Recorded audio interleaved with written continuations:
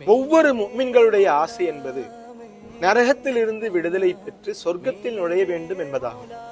அப்துல்லாஹ் இப்னு Umar ரலியல்லாஹு அன்ஹு அவர்கள் ஒரு முறை ஒரு நபரிடத்தில் கேட்டார்கள், உங்களுக்கு நரகத்திலிருந்து விடுதலையாகி சொர்க்கத்தில் நுழைய வேண்டும் என்று உங்களுக்கு ஆசை இருக்கிறதா? ஆமாம், ஆசை இருக்கிறது.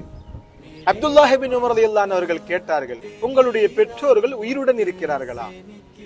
என்னுடைய தாயார் உயிருடன் இருக்கிறார். அந்த நபர் பதிலளித்தார்.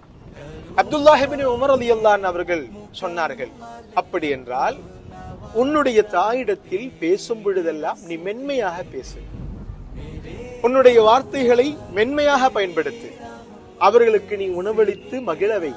அப்படி என்றால் நீ பெரும்பாவங்களிலிருந்து தவிர்ந்து நிற்பதாக இருந்தால் உனக்கு நரகத்திலிருந்து விடுதலை பெறலாம், சுவனத்தில் நுழையலாம். அல்லாஹு தௌஃபீக் செய்வானாக.